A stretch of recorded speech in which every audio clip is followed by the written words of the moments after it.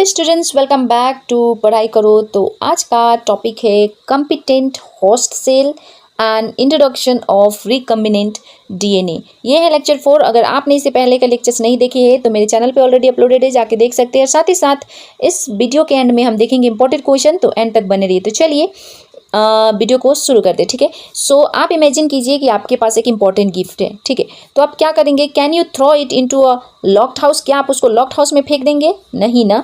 तो फर्स्ट क्या करेंगे? First the door must be open. आप उसको डोर खोलोगे, फिर आराम से उस गिफ्ट को ले जाके रखोगे, फिर बाद में उसको क्या करोगे? अनबॉक्सिंग करोगे, अनपैक करोगे, राइट। वैसा ही क्या होता है कि सिमिलरली फॉरेन डीएनए जो है, हमारा जो फॉरेन डीएनए है, can not enter a bacterial cell easily. मतलब हम ऐसे ही बैक्टीरियल सेल में इजीली नहीं डाल सकते। Scientist first make the bacterial cell competent so it can accept the foreign DNA. पहले साइंटिस्ट लोगों ने बैक्टीरियल सेल को कॉम्पिटेंट बनाया ताकि वो फॉरेन डीएनए को इजीली क्या करे? एक्सेप्ट कर सके। ठीक है ना। तो चलिए शुरू करते हैं। What is a host cell? सबसे पहले आता है so a host cell is a living cell that receive the recombinant DNA and allow it to multiply. Host cell यानी कि एक लिविंग सेल होता है जो कि रिकम्बिनेंट डीएनए को अलाउ करता है मल्टीप्लाई करने के लिए। रिकम्बिनेंट यानी कि जो हमारा डीएनए है, मतलब जो डीएनए, जिस डीएनए में हम काम कर रहे हैं उसमें, और उसका एक छोटा सा टुकड़ा काट के दूसरा जो हमें जीन इंटरेस्ट होता है उसको डाल के। ठीक है, रिकम्बिनेंट। एग्जाम्पल की बात करें तो देखो यहाँ पे क्या है example? Escherichia coli, E coli. ठीक है, यहाँ पे yeast cell, plant cell, animal cell, कोई भी हो सकता है एग्जाम्पल। ठीक है, सो नेक्स्ट आता है what is competent cell. Bacteria को कॉम्पिटेंट तो बनाते हैं, लेकिन वो आखिर है क्या? कॉम्पिटेंट सेल है क्या? सो देखो, a competent cell is a cell that has treated so that it can take up foreign DNA. ये एक ऐसा सेल होता है जिसको ट्रीट करके ऐसा बनाया जाता है ताकि वो फॉरेन डीएनए को ले ले। ठीक है, सिंपल मीनिंग क्या है? कॉम्पिटेंट यानी कि रेडी टू एक्सेप्ट डीएनए। मतलब लाइक आप एग्जाम देने के लिए प्रिपेयर हो रहे हैं अभी, तो एग्जाम दे सकते हैं ना। वैसे ही कॉम्पिटेंट यानी कि उसको ट्रीट कर करके रेडी किया जाता है ताकि वो फॉरेन डीएनए को क्या करे? एक्सेप्ट कर ले। ठीक है, और क्वेश्चन आता है कि हम डीएनए को, बैक्टीरिया के डीएनए को कॉम्पिटेंट ही क्यों बनाते हैं? क्यों डायरेक्टली डीएनए एंटर नहीं करता है? सो देखो, both DNA and bacterial cell membrane are negatively charge. देखो, बैक्टीरियल सेल मेम्ब्रेन होता है जो वो, और बैक्टीरिया का डीएनए क्या होता है? नेगेटिवली चार्ज होता है। Like charge repel each other, पता है आपको? Like charge repel each other और अपोजिट चार्ज क्या होते हैं? Attract each other. So DNA यहाँ पे क्या हो? डीएनए भी नेगेटिव, सेल मेम्ब्रेन भी नेगेटिव, तो यहाँ पे रिपेल करेंगे, है ना। तो यहाँ पे क्या होगा? DNA can not enter easily, और इसकी वजह से डीएनए जो है इजीली एंटर नहीं कर पाते हैं। देयरफॉर साइंटिस्ट क्या किए? सेल को ही क्या बना दिया? कॉम्पिटेंट बना दिया। ठीक है, how are bacterial cell made from competent? देखो यहाँ पे बैक्टीरियल सेल कैसे कॉम्पिटेंट बनाते हैं, लाइक बैक्टीरियल सेल को कैसे ठीक करते हैं।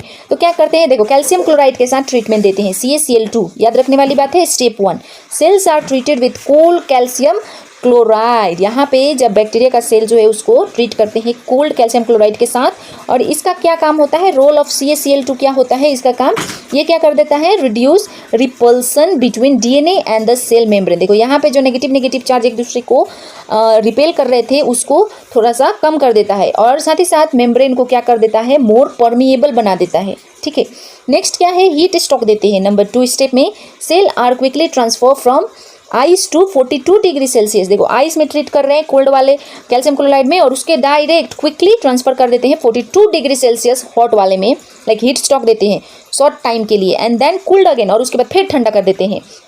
This is called heat stock. देखो, ठंडे में था, उसको डायरेक्ट 42 डिग्री सेल्सियस पे डाल दिया, फिर ठंडा कर दिया। तो इसका रिजल्ट क्या होता है? बैक्टीरिया के साथ टेम्पररी पोर्स आर फॉर्म्ड। उसके बाद इससे क्या होता है? टेम्पररी पोर्स फॉर्म हो जाते हैं, और साथ ही साथ फॉरेन डीएनए इसके थ्रू बैक्टीरियल सेल में क्या हो जाता है?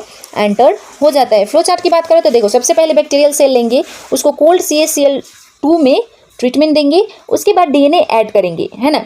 डीएनए ऐड करेंगे या फिर हीट स्टॉक देंगे 42, फिर क्या करेंगे? ठंडा कर देंगे, उसके बाद डीएनए एंटर कर देता है सेल में, उसके बाद सेल क्या होता है? कॉम्पिटेंट होस्ट सेल हो जाता है। ट्रांसफॉर्मेशन क्या होता है? ट्रांसफॉर्मेशन का डेफिनेशन देखेंगे हम। तो देखो, ट्रांसफॉर्मेशन क्या है? Transformation is the process in which competent bacterial sale tax up foreign DNA from its surrounding. देखो, ये एक ऐसा प्रोसेस है जहाँ पे कॉम्पिटेंट बैक्टीरियल सेल जो है वो फॉरेन डीएनए को अपने सराउंडिंग से ले लेता है। ठीक है, transformation is mainly use for bacteria, और बैक्टीरिया में ट्रांसफॉर्मेशन यूज किया जाता है। Other method of gene transfer क्या होता है? देखो, ये एक मेथड हो गया हमारा, है ना। कंपिटेंट। दूसरा मेथड क्या है, माइक्रो इंजेक्शन। ये क्या होता है, a very fine glass needle, मतलब बहुत पतला सा ग्लास नीडल होता है, use to inject DNA directly into the nucleus of animal cell. देखो एनिमल सेल में डायरेक्टली क्या करेगा, ये डीएनए को इंजेक्ट कर देता है।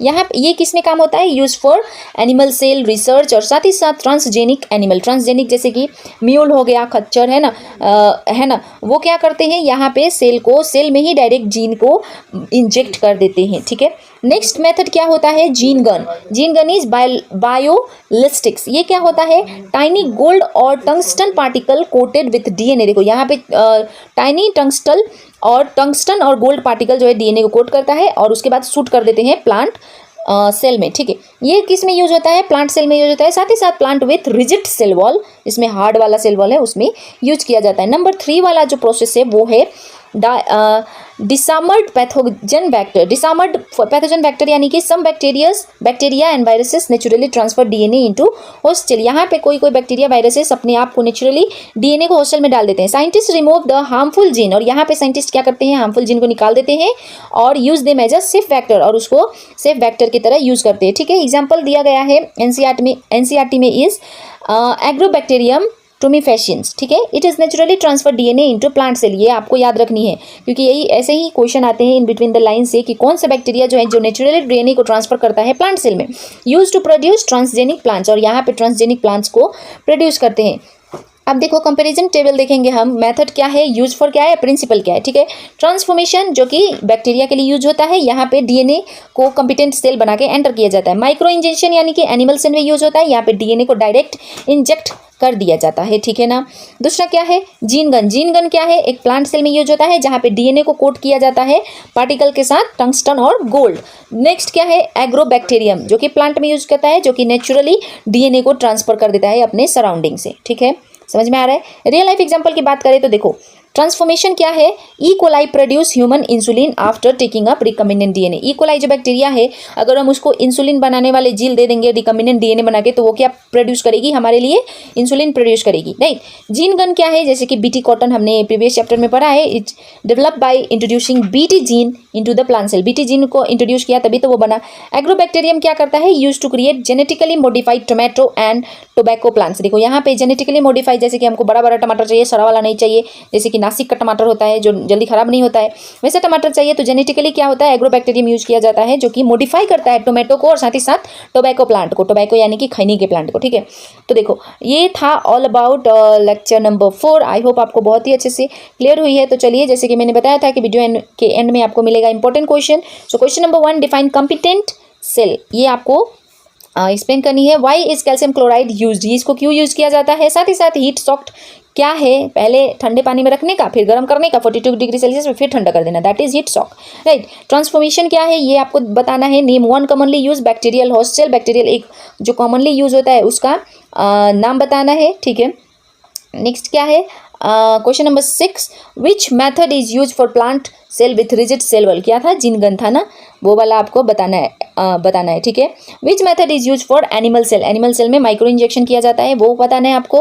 What is the role of Agrobacterium tumefaciens, इसका रोल क्या है। Differentiate between transformation and micro injection, ये दोनों का डिफ्रेंशिएशन आपको बतानी पड़ेगी। ठीक है ना। नेक्स्ट क्वेश्चन है हमारा question number 10, explain the preparation of competent cell with a flow chart. Competent cell कैसे बनता है उसको फ्लो चार्ट में आपको एक्सप्लेन करना है। ये था इंपॉर्टेंट क्वेश्चन स्टूडेंट्स। तो आई होप आपको समझ में आया। अगर इस वीडियो का ओवरव्यू देखिए तो बहुत ही इजी है।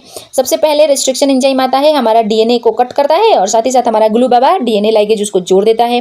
क्लोनिंग फैक्टर जो कि हमने लेक्चर 3 में देखा था, उसमें क्या किया, क्लोनिंग फैक्टर लेके जाएगा होस्ट सेल में, अगर वो एक्सेप्ट नहीं करेगा तो उसका सेल को क्या करेंगे साइंटिस्ट लोग, कंपिटेंट बनाएंगे, फिर ट्रांसफर कर देंगे और साथ ही साथ उसके बाद आता है हमारा रिकम्बिनेंट ऑर्गेनिज्म। अगर हमें इंसुलिन चाहिए ई कोलाई से तो वो इंसुलिन देने लगेगा। राइट।